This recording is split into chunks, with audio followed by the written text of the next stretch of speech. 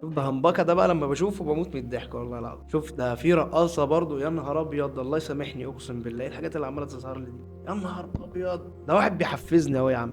هو اللي بيحفزني ده والله شجعني ان انا اقوم اذاكر يا عم. يلا خلينا اقلب. اه والله فعلا انا ضايع، فعلا انا ضايع. أنا قلت ايه اقعد 5 دقايق كده، يا نهار اسود قعدت ساعتين، ساعتين على الموبايل. السؤال هنا مش انا عملت كده ليه الموضوع ده بيتكرر كل يوم. لو انت فاكر ان المشكله فيك فلا، انت غلط، لان مليارات من الناس بتعمل نفس الحاجه كل يوم، وده مش صدفه، ده تصميم. التطبيقات اصلا فكرتها معموله عشان خاطر تقعد عليها اكبر وقت ممكن. كل سكرول، كل فيديو، كل نوتيفيكيشن معمول عشان يديك جرعه صغيره من المتعه اسمها دوبامين، نفس الاحساس اللي بيخليك تدمن اي حاجه تانية. بتصحى تمسك الموبايل وبتصحى تضيع وقت، تحس بالذنب وترجع تقول خلاص هبطل، وتعيد نفس اليوم تاني. بس على فكرة ده مش ضعف، ده نظام انت واقع فيه. تخيل في حد ماسك زرار كل ما تضغط عليه تحس باحساس حلو، اكيد هتفضل تدوس صح، اكيد ده اللي بيحصل. بس الزرار هنا المقصود بيه هو الموبايل. الخطر الحقيقي بقى ان الموضوع مش في الوقت، الموضوع انك بتفقد تركيزك، بتبقى مش قادر تقعد 10 دقايق من غير تشتيت، وده اخطر بكتير من الوقت. الحقيقة بقى اللي انت مش فاهمها ان انت مش بتستخدم الموبايل، الموبايل هو اللي بيستخدمك.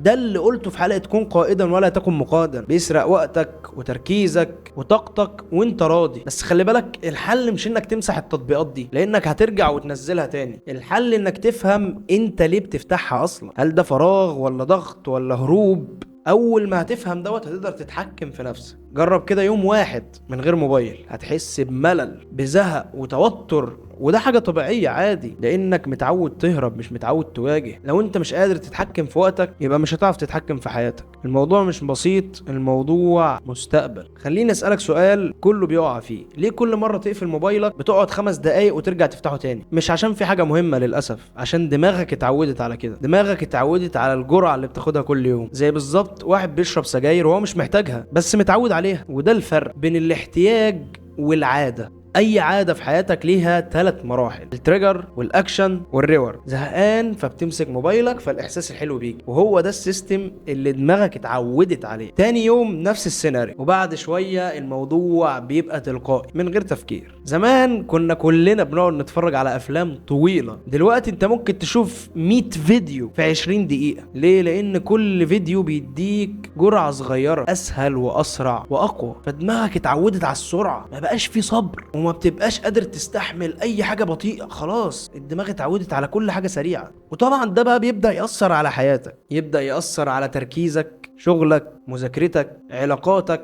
حتى متعتك في الحياة، لانك اتعودت على المتعة السريعة فبقيت مش حاسس بأي حاجة طبيعية. جرب تقعد 30 دقيقة من غير موبايل، هتتخنق وهتتوتر وهتحس ان في حاجة غلط، مع ان على فكرة في الطبيعي ده العادي اصلا، بس انت اتعودت على العكس. بس اخطر حاجة مش الوقت ولا التركيز، اخطر حاجة انك بتبقى شخص بيهرب بدل ما يواجه. اول ما بتحس بالملل بتتجه على طول على الموبايل، اول ما تحس بضغط بتتجه على الموبايل، اول ما بتحس بالفراغ بتتجه على الموبايل. فعمرك ما بتتعلم انك تستحمل. انت مش ضعيف، بس انت مقاد من غير نظام ومن غير حدود ومن غير وعي. فطبيعي جدا ان اي حاجة هتتحكم فيك. في سؤال بتسأله كتير، ليه صعب ابطل ادمن الموبايل؟ عشان ببساطة البديل اصعب، الشغل صعب، التعليم صعب، التمرين صعب، انما الموبايل سهل. فدماغك دايما بتختار الاسهل وهتفضل تختاره كل مره. هعيد تاني واقول لك ما تمسحش التطبيقات، لان الحل انك تبني حياه، والحياه دي تكون اقوى من الموبايل. يومك يبقى مليان، وقتك يبقى له قيمه، ساعتها الموبايل عمره ما هيبقى جذاب زي الاول. السيطره بقى مش انك تمنع نفسك، السيطره انك تختار تفتح الموبايل بارادتك وتقف بارادتك مش بالعافية. لو عايز تعرف بقى انت فين من ده، جرب تقعد ساعة كاملة من غير موبايل. لو معرفتش يبقى في مشكلة مش في الموبايل، المشكلة فيك انت. بس خليني بقى ابدأ اخدها معاك خطوة كده بسيطة ونبدأ نحلل اليوم بسرعة. بتصحى من النوم اول حاجة بتعملها بتمسك الموبايل قبل حتى ما تفوق، سكرول فيديو ورا فيديو ورا فيديو. بتقوم من النوم او من على السرير وبتكون دماغك خلاص استهلكت اوريدي، تيجي بقى تشتغل مش مركز، كل شوية تمسك الموبايل وتخلص يومك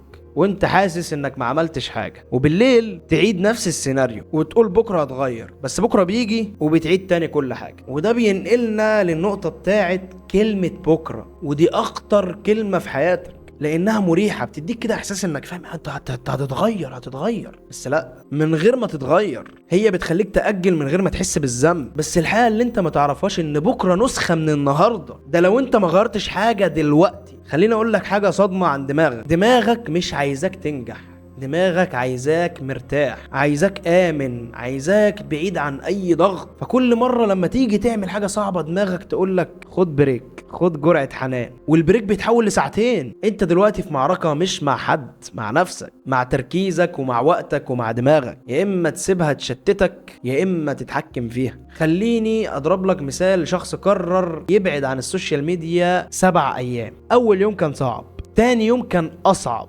تالت يوم بدأ يهدى. بعد أسبوع قال أنا حاسس إن أنا رجعت بني آدم. تركيزه رجع ونومه اتحسن ووقته بقى له قيمة. البعد عن السوشيال ميديا مش البعد بس عن مشاهدة الفيديوهات، ده بعد عن حاجات وحشة كتير. والشباب فاهم والبنات فاهم. احنا مش بنمسك الموبايل عشان بنحبه، احنا بنمسكه عشان بنهرب من التفكير، وبنهرب من القلق، من المسؤولية، من حياتنا. فبدل ما نواجه للأسف كله بيهرب. أخطر لحظة مش وانت ماسك الموبايل، أخطر لحظة أول ما تحس بالملل. لأن اللحظة دي هي اللي بتحدد هتمسك الموبايل ولا هتعمل حاجة مفيدة. بس للأسف 99% من الناس بتختار الأسهل. الحل بقى اللي أنا شايفه مناسب، ابدأ بحاجة بسيطة، مش يوم كامل، ساعة واحدة، ساعة في اليوم من غير موبايل. كل يوم على الأقل ثبت ساعة كده من غير موبايل، ومع الوقت زود وخلي عندك بديل في القراءة والشغل والرياضة. أي حاجة أحسن من الهروب. في الآخر حياتك عبارة عن وقت، والوقت بيتسرق منك كل يوم، مش غصب عنك، ده بإيدك. فإما تفوق أو تفضل بتتفرج على حياتك وهي بتضيع. وقال الحسن البصري يا ابن آدم إنما أنت أيام، فإذا ذهب يومك ذهب بعضه، ويوشك إذا ذهب البعض ذهب الكل. فاعمل في وقتك ما ينفعك قبل أن يأتي يوم لا ينفع فيه ندم